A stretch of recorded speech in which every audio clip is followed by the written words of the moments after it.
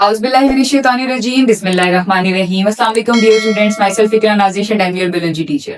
अच्छा dear students, आज मैं आपको एक ऐसे ऑर्गेनिज्म के बारे में बताऊंगी जो ना ही लिविंग है और ना ही नॉन लिविंग है, ठीक है। जो ना ही जिंदा चीजों की कैटेगरी में आता है और ना ही मुर्दा चीजों की कैटेगरी में आता है, ठीक है।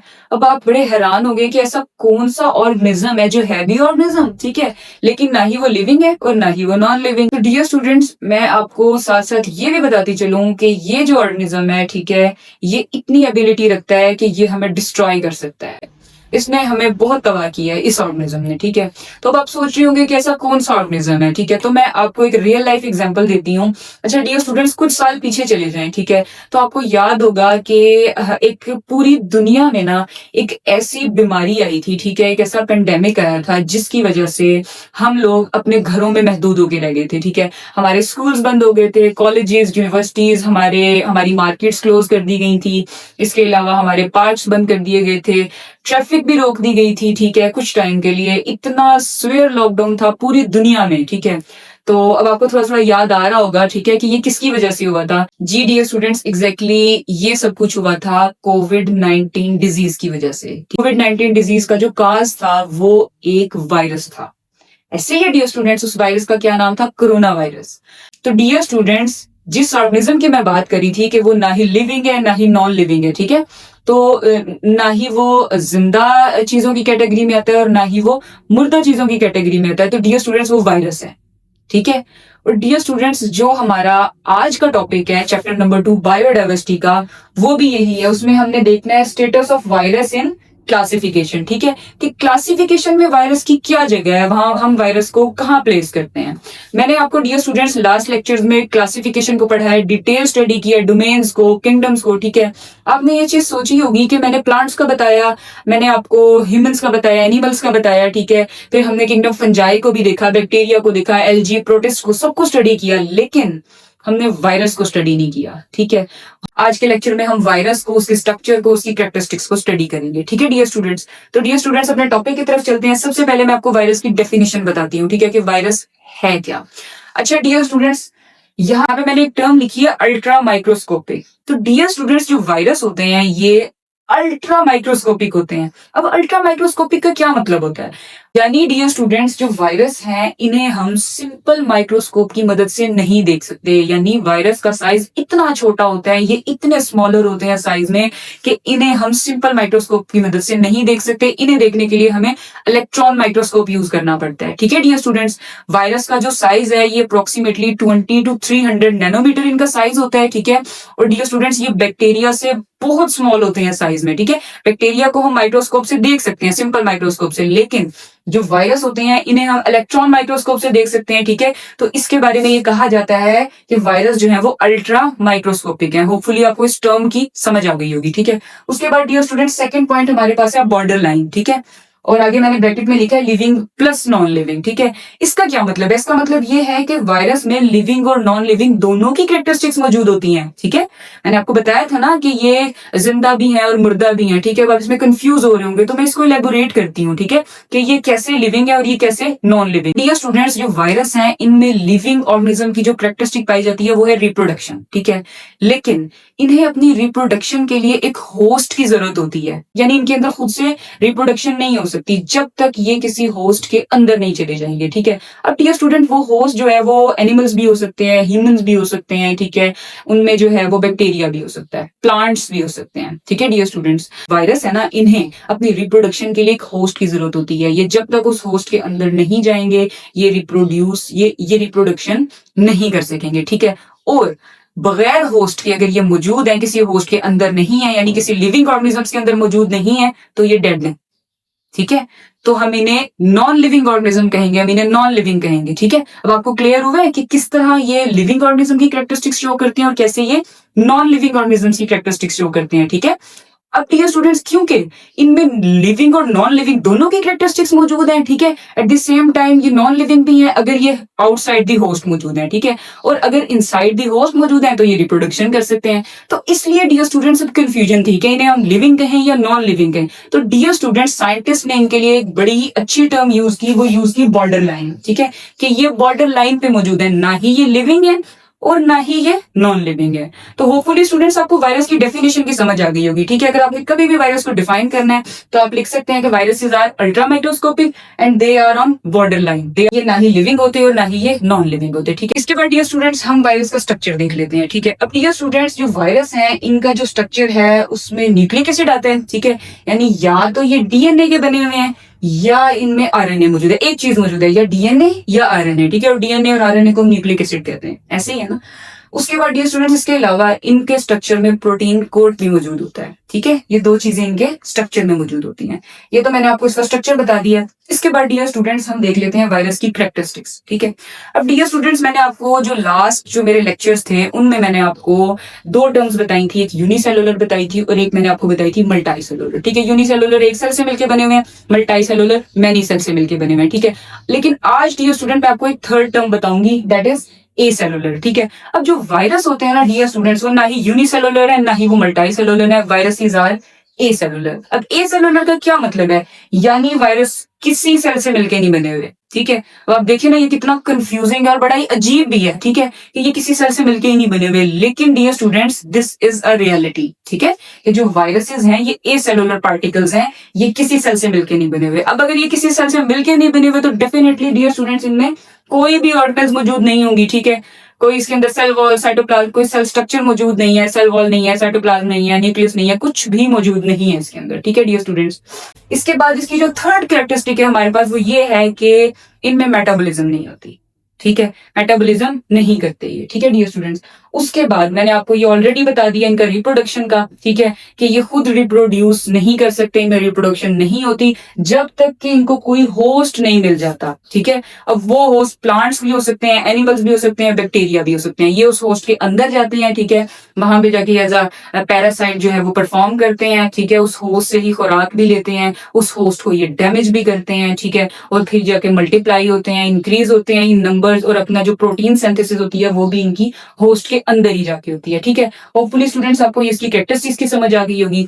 अब डियर स्टूडेंट्स जो हमारा टॉपिक है status of virus in classification, के वायरस क्लासिफिकेशन में कहां फॉल कर रहे हैं। ठीक है, अब हमने डेफिनेशन, स्ट्रक्चर और कैरेक्टरिस्टिक्स सब कुछ देख लिया। ठीक है, तो इन सब चीजों की बेसिस पे, इन सबको देखते हुए हमने कंक्लूड किया है। ठीक है, हमने कंक्लूड ये किया है कि जो वायरसेस हैं वो क्लासिफिकेशन में इंक्लूड होते ही नहीं है। ठीक है, इन्हें क्लासिफिकेशन में कहीं पे भी हमने इंक्लूड नहीं किया, ये कहीं फॉल नहीं करते, क्योंकि इनके अंदर मिक्स कैरेक्टरिस्टिक्स मौजूद हैं। ठीक है, लिविंग भी और नॉन लिविंग भी। ठीक है, तो डियर स्टूडेंट्स आपको इसका आंसर मिल गया होगा कि जो वायरस हैं these are not included in classification. Okay, hopefully dear students आपको यहां तक क्लियर हो गया होगा।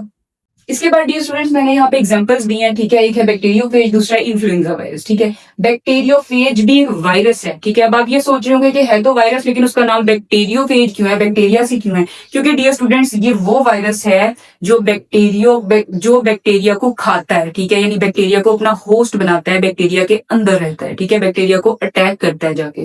बैक्टीरियोफेज बेसिकली है एक वायरस का नाम। ठीक है, उसके बाद डियर स्टूडेंट्स यहाँ पे एक और एग्जांपल है इन्फ्लुएंजा वायरस की। वो वायरस है जो फ्लू काज करता है। ठीक है, इन्फ्लुएंजा काज करता है, जुकाम, नजला, खांसी, इस तरह की जो बीमारियां वो काज करता है, वो इन्फ्लुएंजा वायरस है।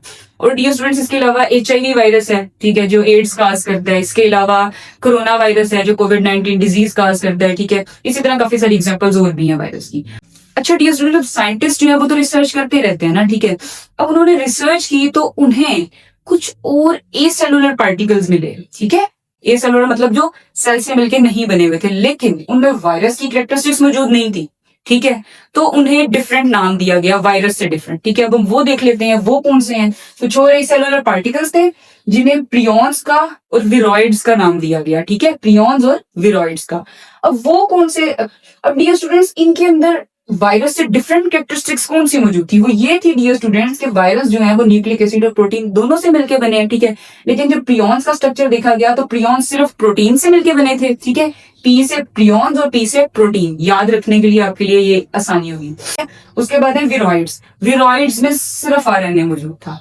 ठीक है, अब आपको पता चला कि ये कैसे वायरस से डिफरेंट थे। तो डियर स्टूडेंट्स इन्हें तो डिफरेंट नेम्स दिए गए, प्रियॉन्स और विरोइड्स दिए गए। अब ये दोनों जो एसेलुलर पार्टिकल्स थे ये डिजीज काज करते थे, सीवियर डिजीजेस काज करते थे। ठीक है, यहाँ पे मैंने एक का नाम भी लिखा है जो है कैंसर।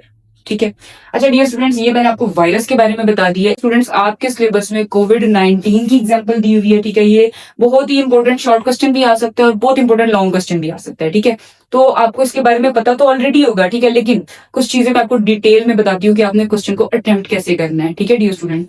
अब डियर स्टूडेंट्स, कोविड-19, ठीक है, कोविड-19 को कोविड-19 क्यों कहते हैं, इसके साथ 19 टर्म क्यों लगाई है, वो इसलिए लगाई उसकी क्योंकि डियर स्टूडेंट्स, ये जो डिजीज है कोविड-19 की, ये 2019 में डिस्कवर हुई थी, ठीक है। इसलिए इसके साथ 19 इसके वर्ड के साथ अटैच किया गया। और डियर स्टूडेंट्स, ये डिजीज चाइना के शहर वुहान में डिस्कवर हुई थी, ठीक है। हुआ ये था कि चाइना के सिटी वुहान में इन 2019 कुछ लोग थे, उनको एक डिजीज होनी शुरू हुई, ठीक है। उनमें कुछ सिम्टम्स शो होते थे और उसके बाद क्या होता था, विद इन 15 डेज उनकी डेथ हो जाती थी, ठीक है। काफी सारे लोगों की डेथ्स होनी शुरू हुई। तो फिर क्या हुआ कि साइंटिस्ट ने रिसर्च की, ठीक है। उन्होंने रिसर्च की तो ये पता चला कि ये जो कोविड-19 डिजीज है, ठीक है, ये एक वायरस से हो रही है, ठीक है, जिसके बारे में मैं आपको ऑलरेडी बता चुकी हूँ, वायरस से हो रही है, ठीक है।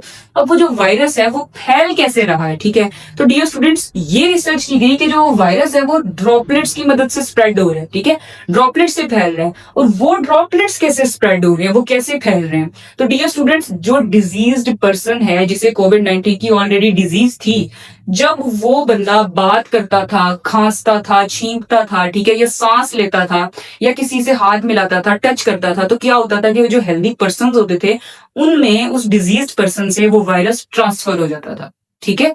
समझ आई आपको ये बात कि किस तरह से फैल रहा था। तो इस तरह से जो वायरस था वो किसी हेल्दी पर्सन के अंदर चला जाता था और उसको जाके वहां उसको अपना होस्ट बना लेता था और फिर आगे जो उसमें डिजीज काज करता था। अब क्या होता था कि फिर जो हेल्दी पर्सन होते थे उनमें कुछ सिम्टम्स शो होना शुरू हो जाते थे, ठीक है। मैंने यहाँ पे वो सिम्टम्स भी लिखे हैं। बुखार होना शुरू हो जाता था उन्हें, कफ खांसी हो जाती थी, उन्हें सांस लेने में दुश्वारी होती थी, प्लस उन्हें थकावट महसूस होती थी, फटीग महसूस होती थी, ठीक है।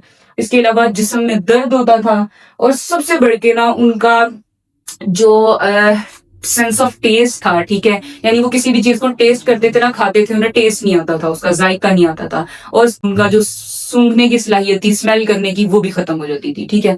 और इसके साथ साथ उनको गले में जो है वो सोर थ्रोट फील करते थे, वो गला खराब हो जाता था, ठीक है। गले में खराश फील करते थे काफी ज्यादा। और इसके अलावा जो है वो सर दर्द फील करते थे। ये सारी जो है वो सिम्टम्स थी। इसके अलावा भी और भी सिम्टम्स थी। ये मेन सिम्टम्स है जो कोरोना वायरस का जो पेशेंट था, जो कोविड-19 डिजीज का जो पेशेंट था, उसमें ये सारे सिम्टम्स शो होते थे। डियर स्टूडेंट्स, इन सारे सिम्टम्स के साथ साथ कोविड-19 डिजीज में एक बड़ा ही सीरियस और स्वेयर किस्म का इशू सामने आ रहा था, ठीक है। वो कौन सा इशू था कि जो कोविड-19 डिजीज थी, इसमें जो कोरोना वायरस था ना, ठीक है, वो एक बड़ी ही सीरियस किस्म की डिजीज काज कर रहा था, जिसमें स्वेयर किस्म की रेस्पिरेटरी इलनेस हो रही थी लोगों को और स्वेयर रेस्पिरेटरी प्रॉब्लम्स हो रही थी। रेस्पिरेटरी यानी सांस लेने में दुश्वारी आ रही थी, और यानी सांस लेने में दुश्वारी आ रही थी, मसला हो रहा था, यानी हमारे जो लंग्स थे, ठीक है, वो डैमेज हो रहे थे इसमें बड़ी बुरी तरह से, ठीक। उसके बाद क्या हुआ कि साइंटिस्ट ने रिसर्च की और इसकी जो है वो प्रिवेंशन फाइंड की, ठीक है डियर स्टूडेंट्स। अब वो प्रिवेंशन क्या थी? सबसे पहले तो वेयरिंग मास्क, ठीक है, कि आप मास्क पहने, हेल्दी पर्सन भी और जो डिजीज पर्सन है, ठीक है, जो पेशेंट है, दोनों मास्क पहने। मास्क पहनेंगे तो क्या होगा कि उनको जर्म्स नहीं लगेंगे, ठीक है, यानी वायरस उनके अंदर एंटर नहीं हो सकेगा। उसके बाद हाथ धोना, ठीक है, वॉशिंग हैंड्स सोप से या सैनिटाइजर से, ठीक 20 सेकेंड्स तक हमने अपने हाथ धोने थे, ठीक है, इसमें।